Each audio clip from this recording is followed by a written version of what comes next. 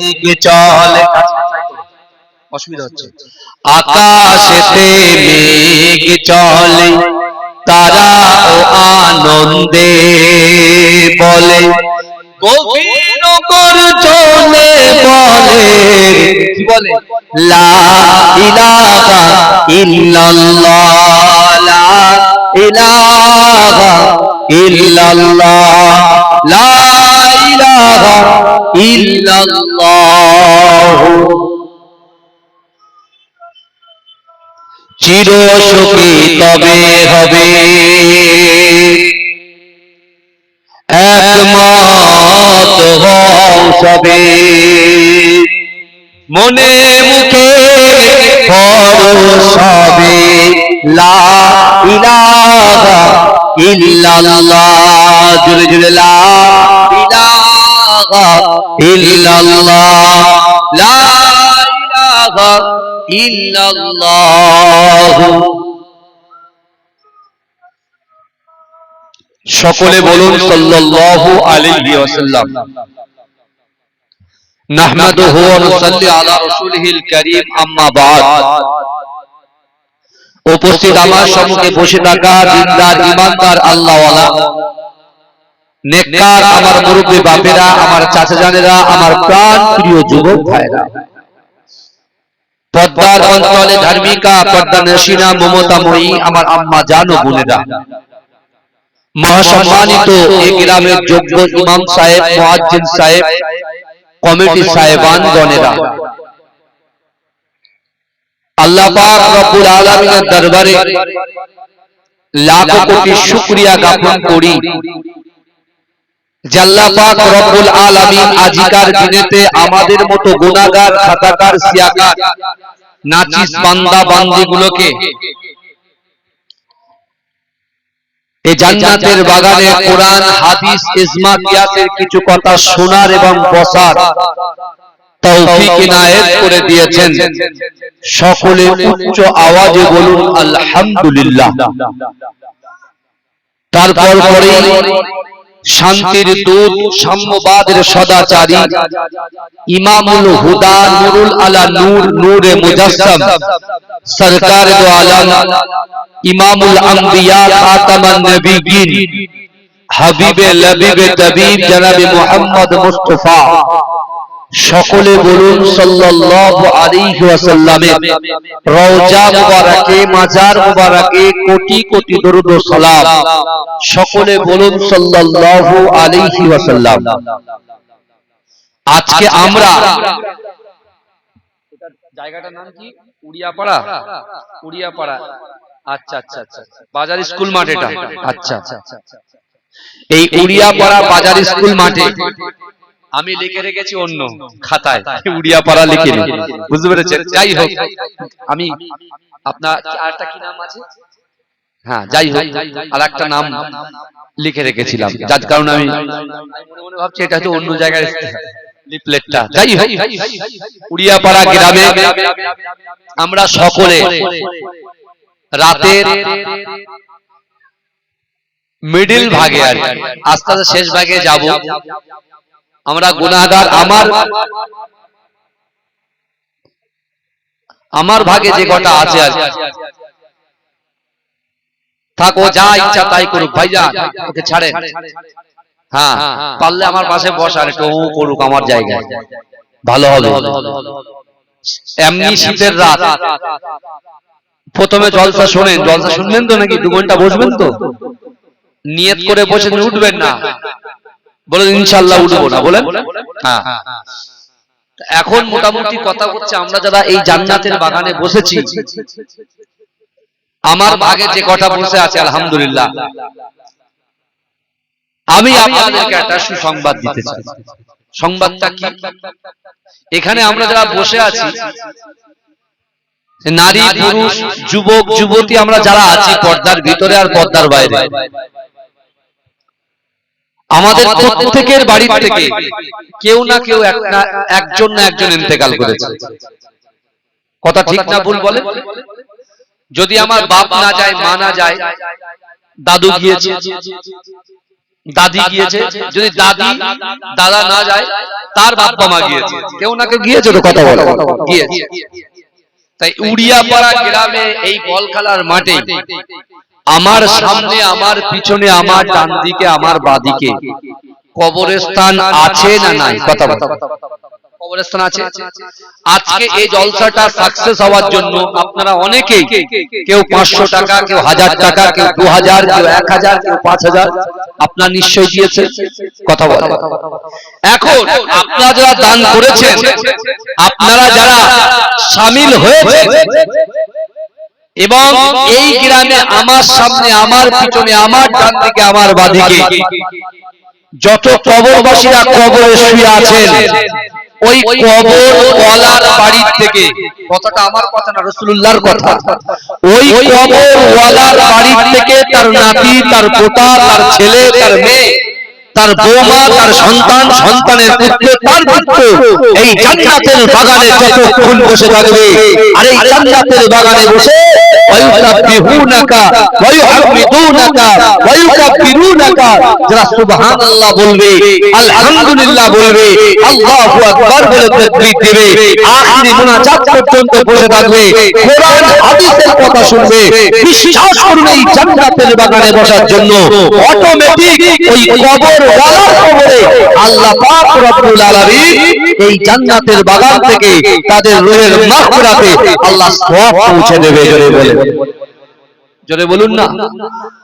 তাহলে আমি আপনি আমরা যারা এই জান্নাতের বাগানে বসে আছি, এমনি তো আল্লাহর রাসূলের হাদিস হযরত আবু হুরায়রা থেকে রাসূলুল্লাহ থেকে বর্ণনা করেছেন, রাসূল নিজেই বলেছেন, ইজা মাতাল ইনসানু, যখন মানুষ মৃত্যুবরণ করে, ইনকাতা, আমলের কর্মধারাটা বন্ধ হয়ে যায়, ইল্লা মিন সালাসাতিন, তিনটে আমল এমন আছে দুনিয়ার জিন্দেগিতে যদি আমি আপনি আমরা নারী পুরুষ আমরা যদি দুনিয়ার জিন্দেগিতে করে যেতে পারি, কবরে শুয়ে শুয়ে সওয়াব পাবো। জোরে বলেন, জোরে বলবেন না। এখন বিশ্বনবী মুস্তাফা সাল্লাল্লাহু আলাইহি ওয়াসাল্লাম মদিনার মসজিদে নববী শরীফে আল্লাহর রাসূল সাহাবাদেরকে নিয়ে বসে আছেন। রাসূল যখন সাহাবাদেরকে নিয়ে বসে আছেন, আমার দয়াল নবী মুস্তাফা জান রহমত খুব সুন্দর কিছু আলোচনা রাসূলুল্লাহ করছেন। করতে করতে আল্লাহর রাসূল একটা কোরআনের আয়াত তেলাওয়াত করলেন। আমার ভাইজানেরা, হে নবী পাকের উম্মত উম্মতিরা, হে নবীর দেবানেরা, আল্লাহর কোরআন বলতে বান্দা, ওয়ালা তাকুল্লাহুমা উফি ওয়ালা তানহারহুমা ওয়া কুল্লাহুমা কওলান কারীমা। হে যুবকেরা, আমার আল্লাহ জানিয়ে দিয়েছে, ও বান্দা, তোমাদের আচার আচরণে, তোমাদের ব্যবহারে তোমার পিতা মাতা যেন উফ শব্দ না করে। ও যুবকেরা, আল্লাহর রাসূলের সাহাবাদের ভিতর থেকে একজন যুবক দাঁড়িয়ে গেলেন, ঝরঝর করে কাঁদে। আল্লাহর রাসূল এই যুবককে জিজ্ঞাসা করে, ও যুবক, তুমি এমন করে যাওয়া করে কেন কাঁদো? ওই যুবক বলতে লাগলেন, ইয়া রাসূলুল্লাহ, ইয়া হাবিবাল্লাহ, হুজুর, এখনই তো আপনি কোরআনে আয়াত তেলাওয়াত করেছেন, ফালা তাকুল্লাহুমা উফি ওয়ালা তানহারহুমা ওয়া কুল্লাহুমা কওলান কারীমা। আপনি তো আল্লাহর কোরআনের আয়াত থেকে বলেছেন, তোমাদের আচার আচরণে, তোমাদের ব্যবহারে তোমাদের পিতা মাতা যেন শব্দ না করে। ইয়া রাসূলুল্লাহ, হাবিবাল্লাহ, আপনার এই কোরআনের আয়াতটাকে শোনার পরে আপনি কি জানেন, আমার মা বাবা আমার ছেড়ে অনেক আগে ইন্তেকাল করেছে। আল্লাহ অর্থ দিয়েছিল, সম্পদ দিয়েছিল, ইজ্জত দিয়েছিল, সম্মান দিয়েছিল, কিন্তু না না না, মা বাবাকে মর্যাদা দিতে পারে না, মা বাবাকে মুহাব্বত করতে পারে না, মা বাবাকে প্যার করতে পারে না, মা বাবার কথা শুনে চলতে পারে না। এ যুবকেরা, আল্লাহর রাসূল বলছে, যুবক, তুমি তোমার মা বাবার কথা বলছো, তুমি থেমে যাও, থেমে যাও। না না না, তুমি তোমার মা বাবার কথা বলছো বলে আমি রাসূলুল্লাহ আমার পিতা মাতার কথা বড় মনে পড়ে যায়। ভালো করে বুঝবেন, কারণ মা থেকে শুরু করেছি। কেন মা থেকে? এই জন্য শুরু করেছি, বুঝতে পেরেছে? মায়ের থেকে শুরু করেছি, কারণ আমরা অনেকেই কিন্তু ভুক্তভোগী। যে রোগ হয় সেই রোগের মেডিসিন নিতে হয়, তাই না? কথা বলে, যার পেটে গ্যাস হয় সে তখন কি খায় বলেন তো? প্যান্ডি খায়, প্যানফর্টি খায়, ইএসডি খায়, তাই না?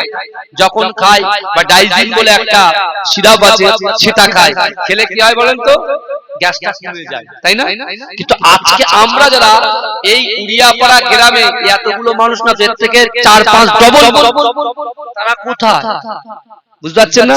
500 টাকা 1000 টাকা দান করে দিয়ে আপনি পাস হয়ে যাবেন। জান্নাত কি মামার বাড়ি? যখন ইচ্ছা তখন যাবেন, যখন ইচ্ছা তখন বেরোবেন। জান্নাত কি শ্বশুর বাড়ি? যখন জামাই ঢুকবে ঢুকতে দেবে, যখন জামাই বেরোবে ঢুকতে দেবে। অত সহজ নয়। বিশ্বনবী রাসূলুল্লাহ সাল্লাল্লাহু আলাইহি ওয়াসাল্লাম তার ৬৩টা বছর জিন্দেগিতে একটা সেকেন্ডের জন্য, একটা মিনিটের জন্য আমাদের মতো গোলাগার উম্মতকে ভুললেন না। আর আজকে আমরা সেই রাসূলুল্লাহকে ভুলে গিয়ে দুনিয়ার জমিনে, দুনিয়ার মনে আল্লাহর রাসূলকে ভুলে গিয়ে এখন কম্বল গরম করছি, তাই না? আর তুমি মনে মনে ভাবছো যদি হোগা বাঁধবে দেখা যায়গা। এখন যেটা হচ্ছে চলুক, পকেটে টাকা আছে, অর্থ আছে, সম্পদ আছে, সব কিছু আছে। আর আল্লাহ বলছে বান্দা, আমি আল্লাহ তোমাদেরকে জানিয়ে দিলাম বিসমিল্লাহির রহমানির রহিম, ওয়া হুয়া মাআকুম আইনামা কুনতুম। আল্লাহ বলছে বান্দা, তোমরা যেখানে, আমি আল্লাহ সেখানে। জোরে বলে। আজকে রাত জেগে শীতকালে কি দরকার পড়েছিল যে রাকিব উলাইজি ওয়াজ শুনবে? মাঝরাতে পীর সাহেবের আওলাদ রাকিব উলাইজি ওয়াজ শুনবেন, কি দরকার পড়েছে? আর আমার বা কি দরকার পড়েছে উড়িয়াপাড়া এসে আমি জলসা করতে যাব? আমার নিয়ত কি বলেন তো? আমার নিয়ত আপনার উড়িয়াপাড়ার গ্রামের মানুষদের খুশি করা নয়, আর আপনাদের নিয়ত এখানে বসে হুজুরকে খুশি করা নয়। আমাদের উভয় নিয়ত হচ্ছে আল্লাহকে খুশি করা। জোরে বলেন। এই কথা ঠিক বলছি না ভুল বলছি? ভুল হলে বলবেন, কোনো চাপ নেই। কিন্তু আল্লাহ বলছে অহুয়া মাকুম আইনামা কুনতুম। আল্লাহ বলছে বান্দা, তোমরা যেখানে, আমি আল্লাহ সেখানে। আজকে আমার যে সকল ভাইগুলো, মাগুলো, বোনগুলো বসে আছে, আল্লাহ আমাদের দেখছেন না? দেখছেন না? কথা বলো। আল্লাহ দেখছেন। ভালো ভালো আওয়াজ যেখানে শুনবেন বসার মতো বসবেন। 3টে মেডিসিন দেব, 3টা আমল দেব, আমার রাসূল দিয়ে গেছেন। ওই 3টে আমল করবে, আপনার চাষে বরকত দরকার, দোকানে বরকত দরকার, সন্তানের মেধা শক্তি দরকার, আপনার মনে শান্তি দরকার, স্বামী স্ত্রীর মহব্বত দরকার, খারাপ জিনিসগুলো দূরীভূত করার দরকার। এই 3টে আমল যদি করতে পারে, অবশ্যই অবশ্যই আমার আপনার দ্বারাই যেটা অসম্ভব, অসম্ভবকে আল্লাহ সম্ভব করে দেবে। জোরে বলে। জোরে হবে না? এতগুলো মানুষ বসে আছেন, বাবা আমার পড়তে হচ্ছে না, জোরে তাকবীর দিতে হবে। আরে তাকবীর, আরে জোরে দেন না, আরে তাকবীর। এখানে অনেক মানুষ বসে আছে আমার পরিচিত, আমার নিজের কাছের মানুষ বসে আছে, সব সামনে থেকে সেই পিছনে সব, বুঝতে পেরেছেন? সব মনের মানুষ, অন্তরের মানুষ, কাছের মানুষ আপনারা বসে আছে। কিন্তু আমার ভাইরা, আল্লাহর রাসূল যখন এই কোরআনের আয়াতটা পড়লে যে তোমাদের আচার আচরণে, তোমাদের ব্যবহারে তোমাদের পিতামাতা যেন উপ শব্দ না করে, ওই যুবক ছেলেটা কাঁদতে শুরু করেছে, কারণ সে তার মাকে কষ্ট দিয়েছে। মা তো মারা গেছে, কি হবে? আমি বলছি হুজুর আমি নামাজ পড়ি, রোজা রাখি, হজ করি, যাকাত দিই, ফিতরা দিই, দান খয়রাত করি, কিন্তু না, মা যদি অসন্তুষ্ট হয়ে যায়, তোমার ইবাদত তো আল্লাহর দরবারে কবুল হবে না।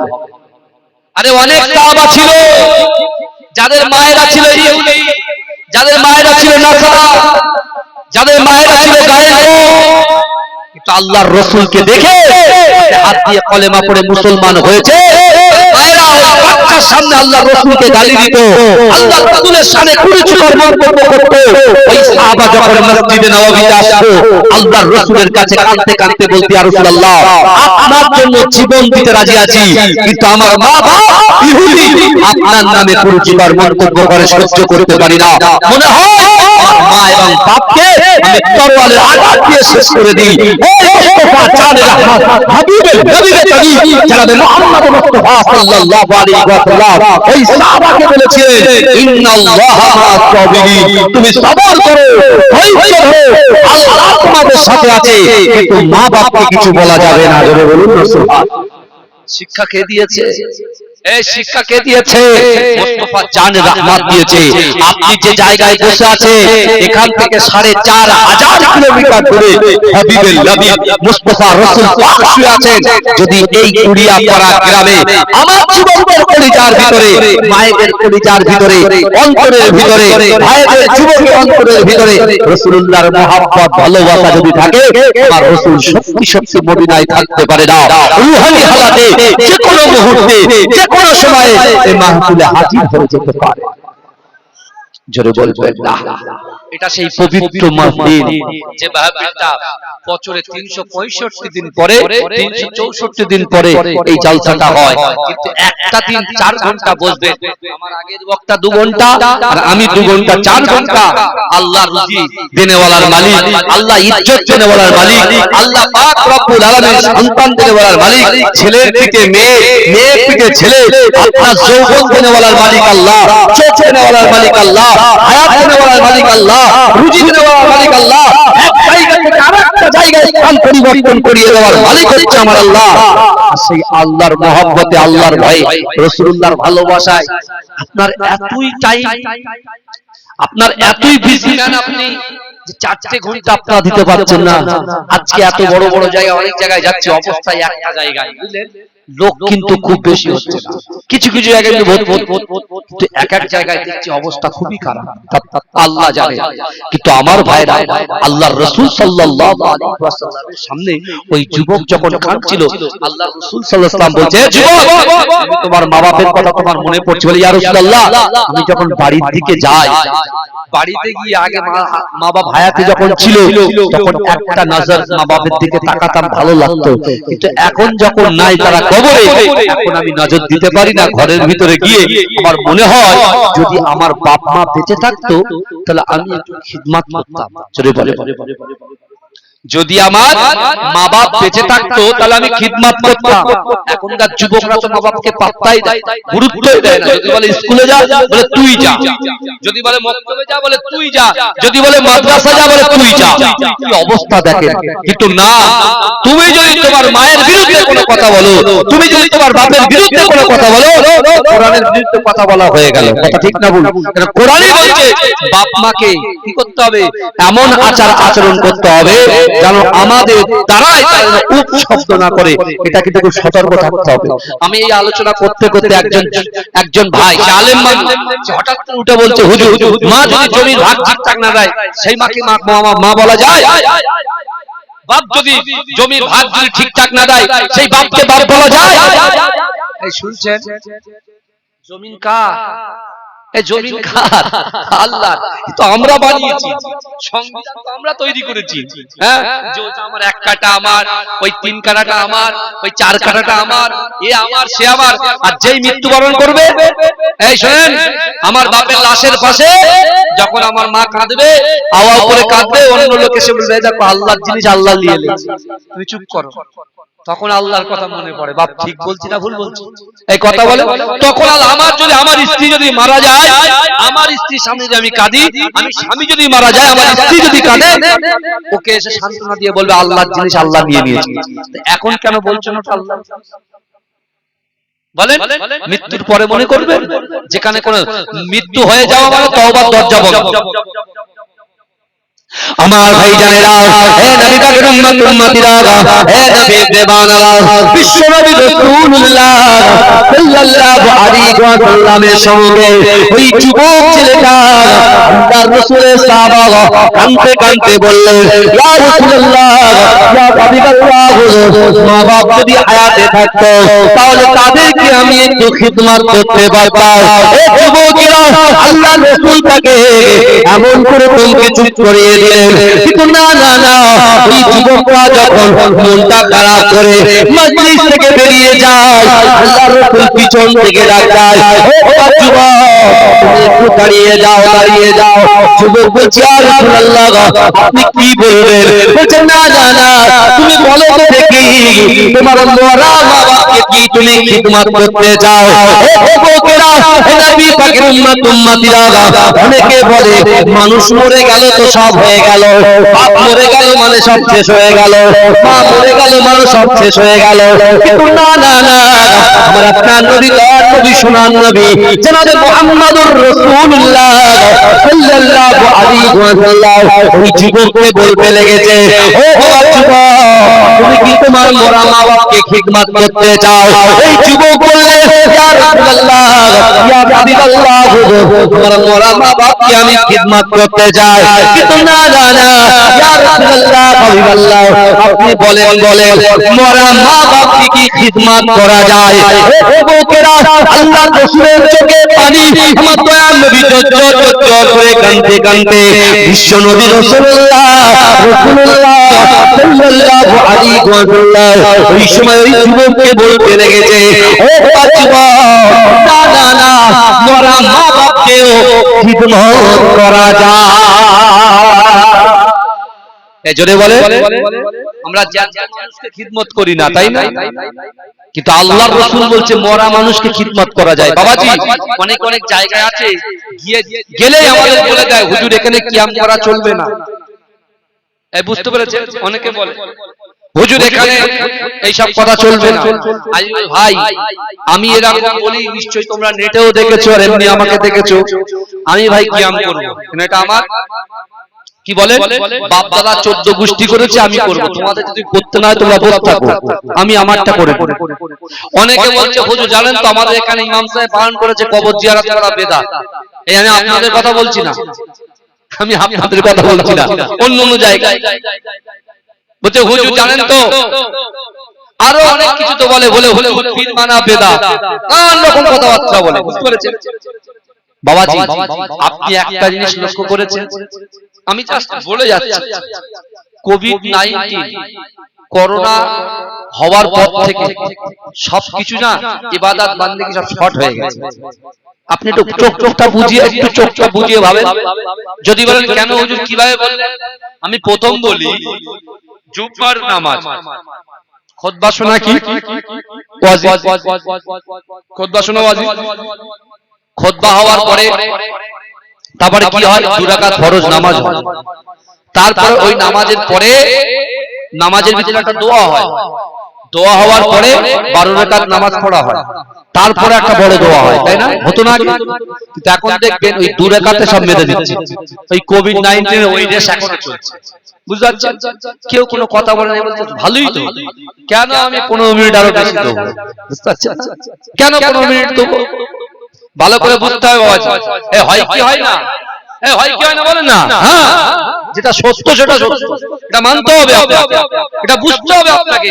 কারণ বাবাজি বিশ্বাস করে মুজাদ্দেদ জামান আমিরের শরিয়া আলা হযরত হুজুর পীর কেবলা, এই বাংলা নয়, এই বাংলা নয়, 52টা জেলা নয়, 52টা জেলার বাইরে মুজাদ্দেদ জামান আলা হুজুর পীর কেবলা যে সিলসিলা তৈরি করে দিয়ে গেছেন, বিশ্বাস করে আমার রাসূল সাল্লাল্লাহু আলাইহি ওয়াসাল্লাম থেকে তিনি নিয়ে এসে এভাবে তিনি এটা প্রচারিত করেছিলেন। জোরে বলুন না সুবহানাল্লাহ।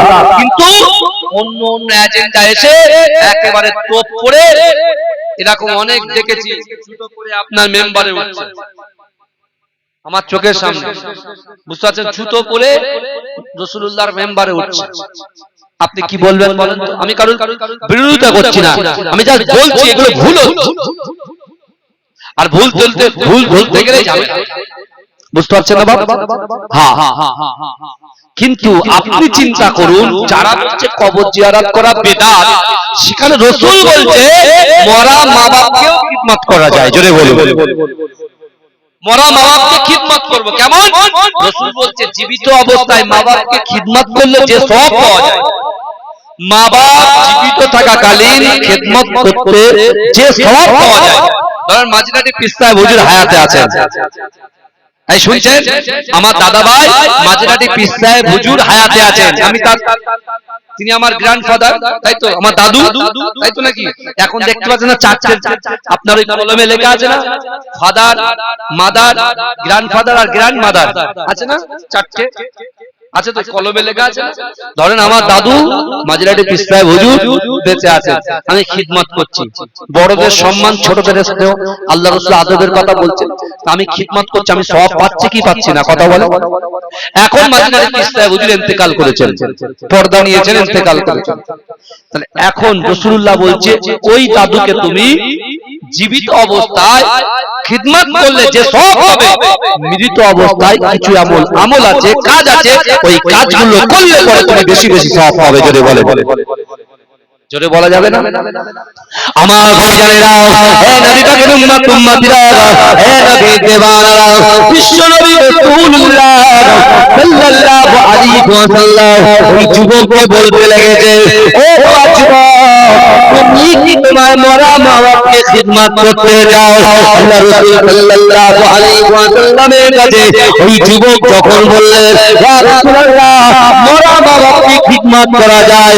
আল্লাহর রাসূল বলতে যায়, ওই যুবক কাঁদতে কাঁদতে আল্লাহ রাসূলের কদমে পড়ে যায়, আল্লাহ রাসূলের কদমে পড়ে গিয়ে আল্লাহ রাসূলকে বলে, ইয়া রাসূলুল্লাহ, ইয়া হাবিবাল্লাহ, আপনি বলেন আমার মরা মা বাবাকে কি এমন কাজ করলে খিদমত করার সওয়াব পাওয়া যাবে?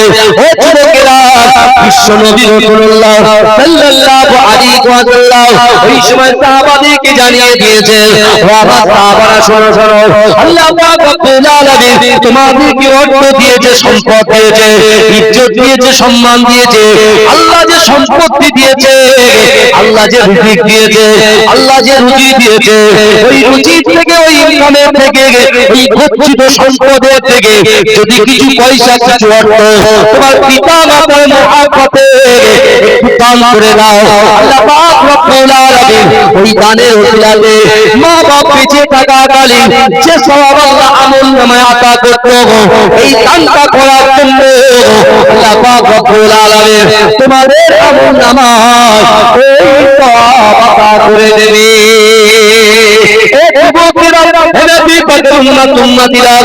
বিশ্ব নবী রাসূলুল্লাহ সাল্লাল্লাহু আলাইহি ওয়াসাল্লাম বললেন, ও যুবক, না না না, তুমি তোমার মরা মা বাবাকে যদি খিদমত করতে চাও, তোমার মরা মা বাবার খিদমত করার সওয়াব যদি পেতে চাও, না না না, আল্লাহ পাক রব্বুল আলামিন নামাজ ফরজ করে দিয়েছে, ওই নামাজের মাসাল্লায় বসে, নামাজের পাটিতে বসে দুআ উচ্চারণ করে আল্লাহ দরবারে এই দোয়াটা চাও, রব্বির হামহুমা কামা রাব্বায়ানি সগীরা, রব্বির হামহুমা কামা রাব্বায়ানি সগীরা, রব্বির হামহুমা কামা রাব্বায়ানি সগীরা। এই দোয়া তুমি চাইতে পারো, মরা পিতামাতার খিদমত করার, জিন্দা পিতামাতার খিদমত করার সওয়াবটা আল্লাহ পাক তোমার আমলে আতা করে দেবে।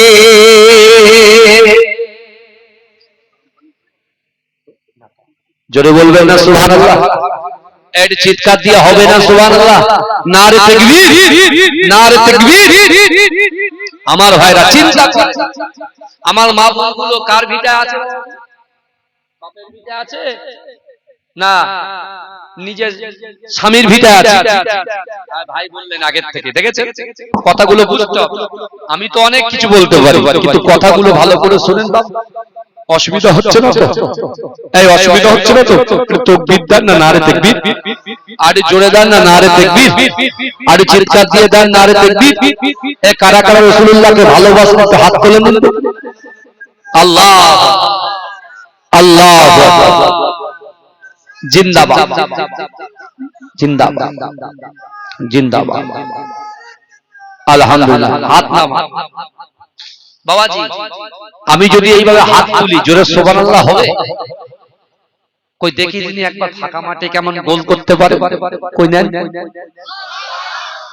সুবহানাল্লাহ, মুখ দিয়ে হাত তাক তুলবে। আরে গরম কাটাচ্ছি রে ভাই, ঠান্ডা কাটাচ্ছি, ঠান্ডা পালাবে এখান থেকে, দেখেন গরম হয়ে যাবে জায়গা। আর একটু দেন দেখি, মাশাআল্লাহ, দেখেছেন? আল্লাহ, আমি দোয়া করব আল্লাহ এই গ্রাম থেকে আসমানি ওয়ালা আসমানে তুলে নিন, জমিনে ওয়ালা জমিনে দাফন করে দিন। বলবেন আল্লাহুম্মা আমিন। তাহলে আমি যদি এইভাবে হাত তুলি, সবাই জোরে হাত তুলে সুবহানাল্লাহ বলতে পারবেন চিৎকার দিয়ে? যে কটা ঘুমাচ্ছে সব কটা ঘুম ভেঙে কম্বল ছেড়ে, কম্বল গরম করছে তো কম্বল ছেড়ে যেন এখানে চলে আসে। মানে আখিরি দোয়া, যার শেষ ভালো তার সব ভালো, তাই তো? কথা বলে। তাহলে আমি হাত তুললে জোরে সুবহানাল্লাহ হবে ইনশাআল্লাহ। দেখি আপনাদের গলার জোর বেশি কাদের, দেখি যুবকদের বেশি না মুরব্বীদের বেশি? মাঠে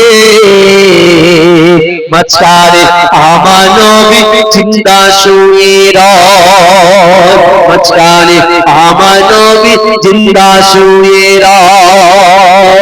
ওরে ভূমি মদিনার ভূমি, ওরে মাটি মদিনার মাটি, একদিকে দুই সাথী হায়, মাঝখানে আমার নবী জিন্দা শুয়ে রয়।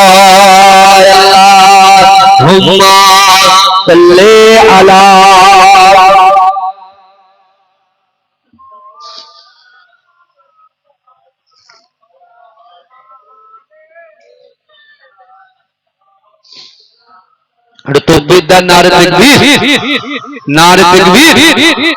দেখবেন আস্তে আস্তে গরম হয়ে যাবে।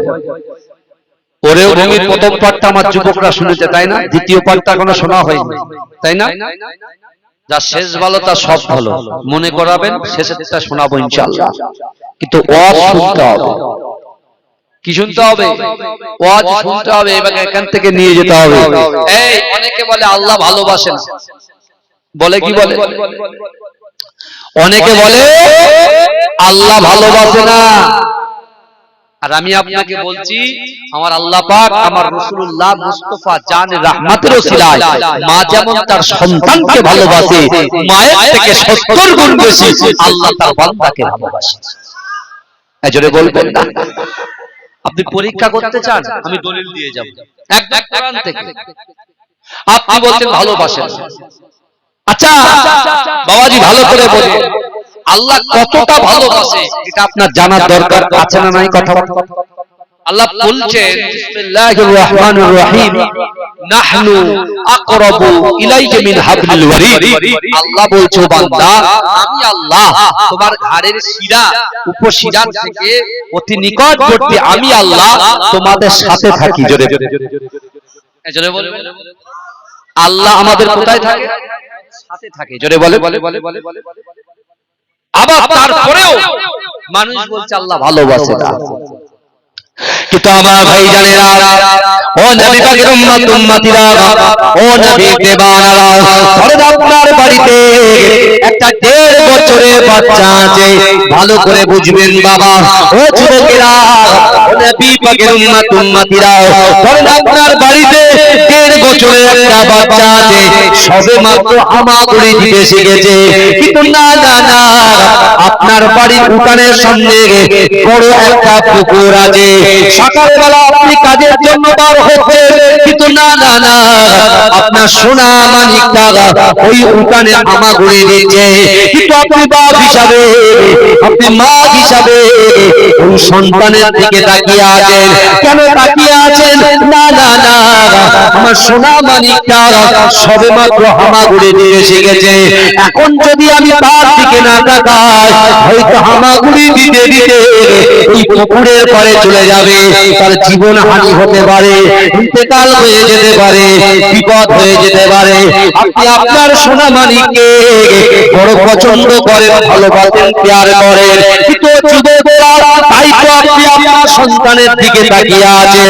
কিন্তু না না না, আমার পরওয়ারদিগার আল্লাহ পাক তার বান্দা বান্দীকে আল্লাহর রাসূলের মুহাব্বতে, আল্লাহর রাসূলের ওসিলায় কত মুহাব্বত করেছে তাকে। ও যুবকেরা, তোমার আমার তো কোরআনের সাথে সম্পর্ক নাই,